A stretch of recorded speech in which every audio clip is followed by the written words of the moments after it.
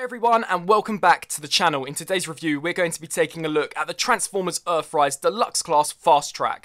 Fasttrack here was one of the figures that I was most looking forward to out of this third wave of Deluxes, as he's basically a companion piece to one of my favourite figures of all time, that being the almighty Titan class Scorponok. So taking a look here at Fasttrack first, here we have him transformed into his six-wheeled armoured buggy mode, looking very reminiscent and faithful to his original G1 design. I think Hasbro and Takara Tomy have done a really great job in capturing his original appearance, whilst of course updating it here for the new Earthrise line. The blue paint applications that can be seen here for the front windscreen are indeed metallic blue, which I think greatly helps to differentiate this section from the rest of the sculpt. I do like the continuity in terms of the colours of the weapons, so you can see that we have the orange blasters here at the front, and where these sections are, which do also look as if though perhaps they are smaller blasters, they too have also been painted in the same orange. We've got some nice orange highlights here, and then the wheels are of course really nice and orange, much like they were on the original toy. Just turning to the underside, you can see roughly where the legs fold up for transformation. This figure is one of those weaponizers, so some of the elements do detach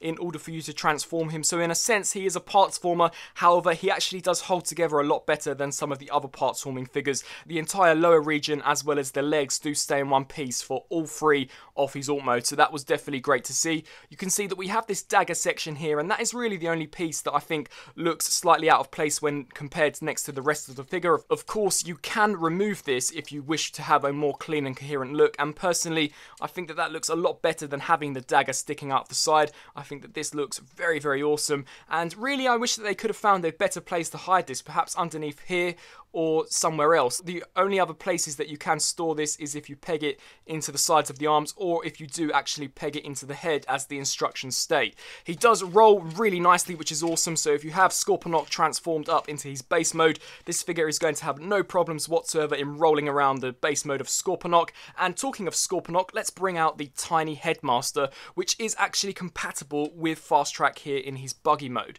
So the way that you can integrate this figure to Fasttrack, you can actually do so in a couple of different ways. You can see here that we have some slots on the underside of the headmaster. These can peg into these tiny tabs here, so you could have the smaller headmaster of Scorponok standing on Fasttrack, or you can actually peg this section into this part of the blade, and I think that that is why perhaps they decided to stick the blade here as opposed to sticking it underneath, was so that you could peg the small headmaster onto Fasttrack here in alt form, and I think that that's a really awesome play feature.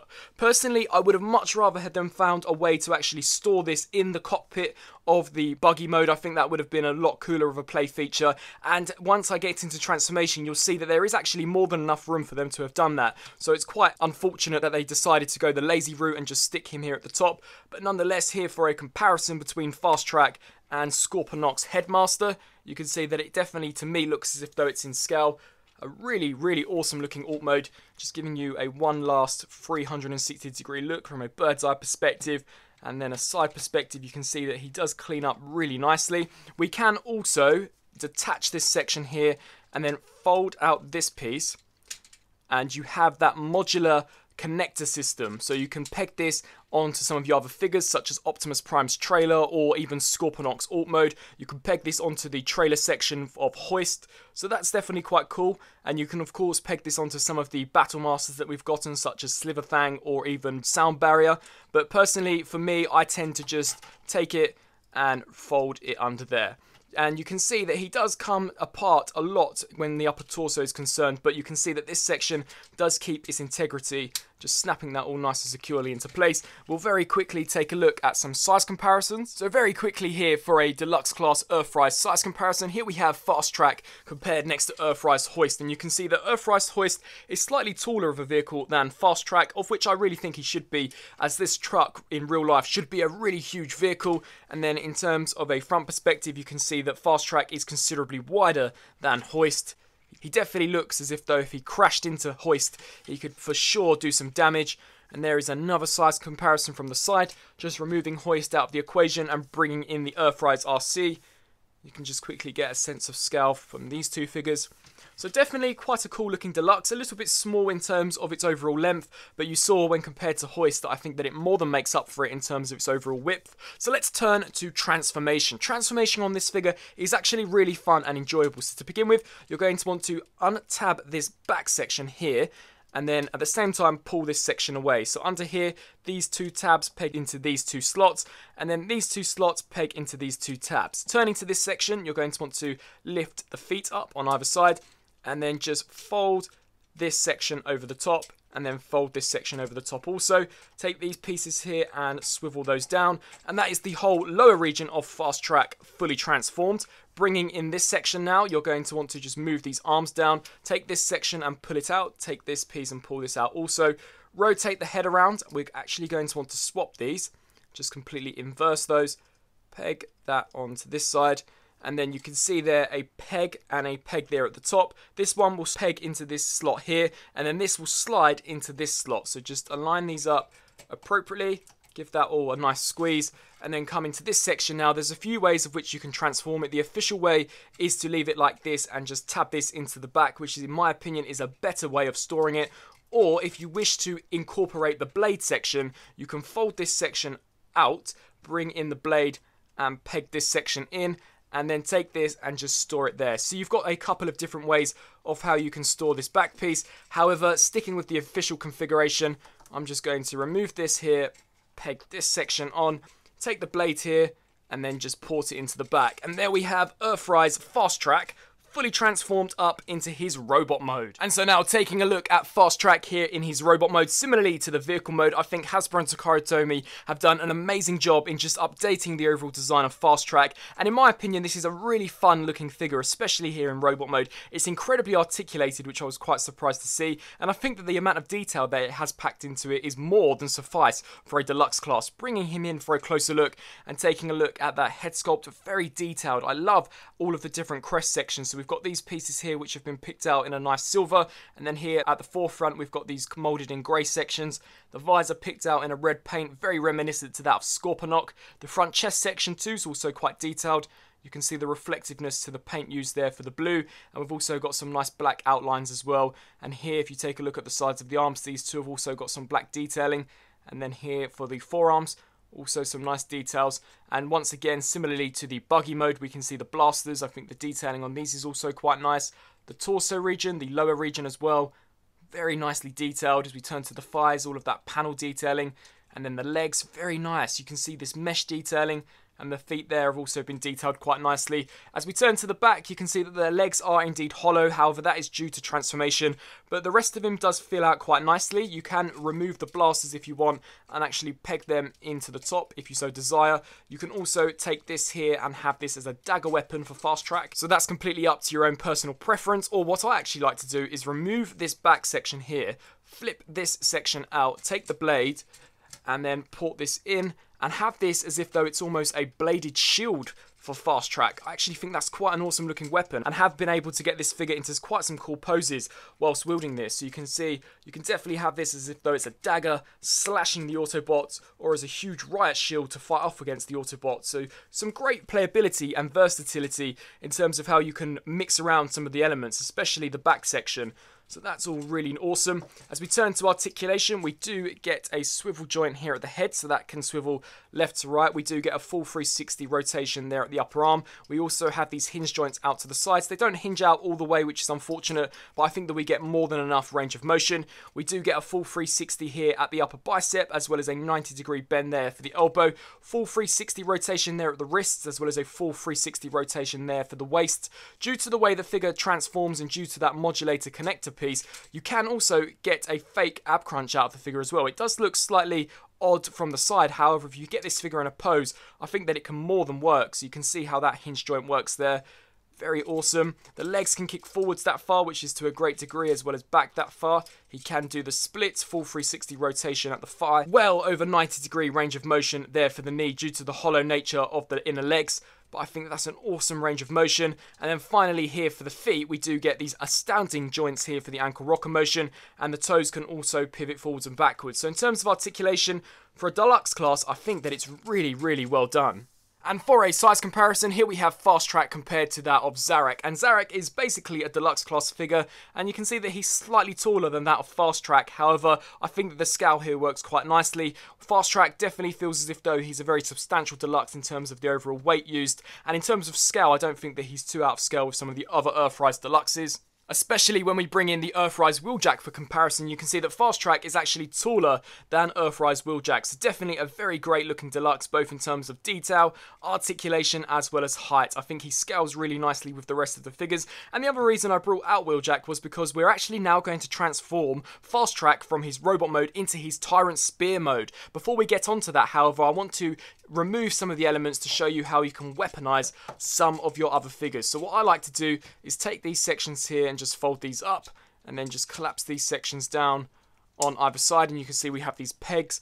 I like to stick these into the feet of Wheeljack, and then just repeat the same process here for the opposite side. Just tab that in, and you can see that we create almost stilts for Wheeljack there, which is quite cool. And then if we bring in this section, we can fold this section out here, and then just port this into the top. And as we saw in robot mode, you can have an arm blade. And then with this whole section here, you're just going to want to flip out this peg, come around to the back now, and just port that in there.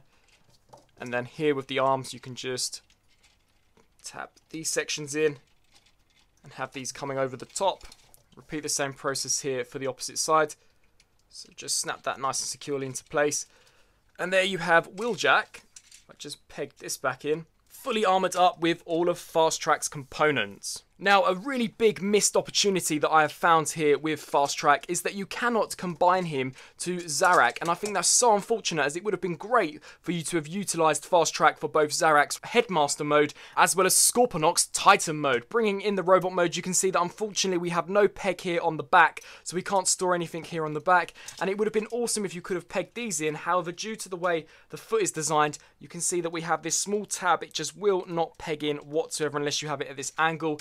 And for me, I just don't think that that looks too well at all. So I personally just tend to peg this onto some of the other figures. And in my opinion, I don't really think this figure was designed to help weaponize some of the other characters up. I really do think that it was just designed to act as a companion piece to Scorponok. So to begin the transformation from robot mode into the Tyrant Spear mode, I recommend pulling apart all of these components. So just detaching all of these elements here.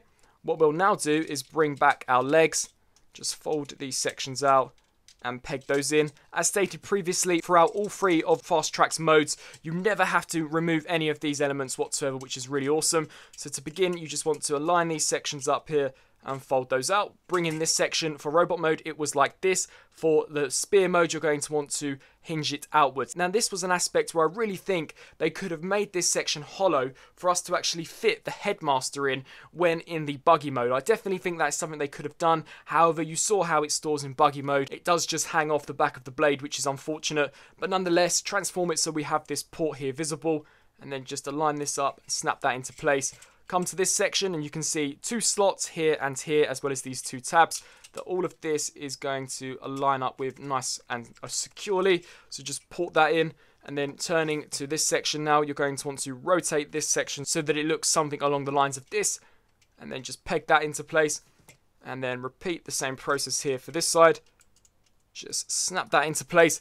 And there we have Fasttrack fully transformed up into his Tyrant Spear mode. Now, there is nowhere for you to actually store this component within this mode unless you want it looking really ghastly and looking as if though it's just completely hanging off the blade, and it will break up the overall look of the blade, which is unfortunate. But you can see that in terms of a blade that's made out of a robot, I think that this looks really well done. Now, initially, when this mode was first unveiled by Hasbro, I thought that there was no way this would be to scale with Scorponok. I thought that this was going to be too small, but in hand, it is actually a really large piece. You can see just how big it is. If I bring in the Earthrise Wheeljack for a comparison, you can see that it's definitely a huge looking piece, and I will bring in Scorponok for some comparisons later on during the review.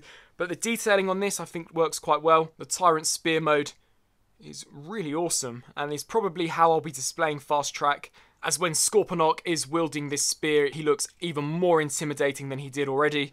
So I think that the detailing turned out quite nicely. One major flaw I have with this spear mode when it is in this configuration is how Scorponok actually holds this. There's no way for you to tab any of these pegs into the hand, and due to the way the elbows are made, there are no ratchet joints. So when Scorponok is holding it, unfortunately, the blade does tend to just snap. You can see that these joints here just completely snap on you, which is really unfortunate. It creates for this rather floppy play experience, and you can just see how warped it is as well. So I wish that there was a way that they could have adjusted the arm slightly, even if they'd put ratchet joints, even indented ratchets into the plastic. I think that that would have stopped this section here from breaking.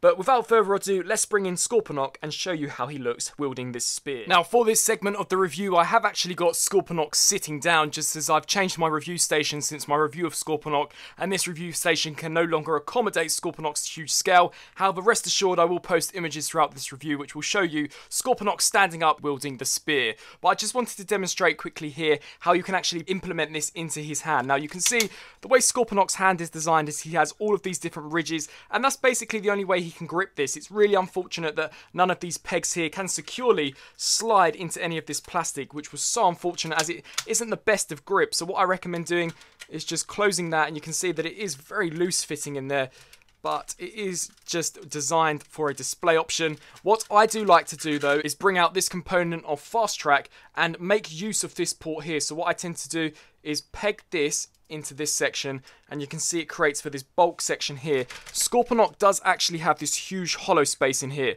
so I tend to just wedge that in there and then grasp the fingers around, and that is a much tighter grip than what we got with just having the spear on its own. It doesn't look the best from certain angles, however, if you have this figure displayed in a pose, you're really not going to notice it whatsoever. So in my opinion, if you're looking for a very solidified connection between the spear and Scorponok, I would definitely recommend finding a way to implement this huge section into the hollow gap that we have here for Scorponok's arm. I'll now showcase some images which showcase Scorponok in his entirety wielding the spear, and then we'll wrap up this review. So that was my review on the Transformers Earthrise Deluxe Class Fasttrack. Initially, I only really wanted this figure as a companion piece to the Titan Class Scorponok. However, I've got to say that as his own individual character, I think that it works really nicely. You saw that the buggy mode is very solid in terms of its design and in terms of the way it all transforms. It's definitely a very compact piece, and the plastic is very solid as well, so it doesn't feel light nor cheap. The transformation, of course, as this figure is a weaponizer, is always going to feel as if though it's slightly cheating due to the fact that it does parts form. However, that's just the nature of these types of figures, and personally I don't think that it is too much of a drawback. As we get Fasttrack into his robot mode, it's awesome, really articulated, very fun figure to pose around, and looks fantastic alongside Scorponok within robot mode. But then getting to the third, and in my opinion bonus mode, I bring myself to discuss about the Tyrant Spear Mode. This is definitely my favourite mode out of all three of Fasttrack's modes, despite it having some slightly wobbly areas in terms of the engineering, especially where this section is concerned. I think as a display piece, when being gripped by Scorponok, it looks fantastic. Initially, I thought that it was going to be slightly too small when in comparison to the figure, but upon getting it in hand, I can assure you that it is more than to scale and really does look to scale with Scorponok when he's holding it, so that's great to see. It would have been nice if they could have found an official way for it to actually connect securely into Scorponok's hand. However, the joints on that figure are very secure and tight anyway, so I don't have that many problems and worry about it falling out, but it's just that extra sense of security with perhaps a peg would have definitely put my mind at rest when posing the figure around with it.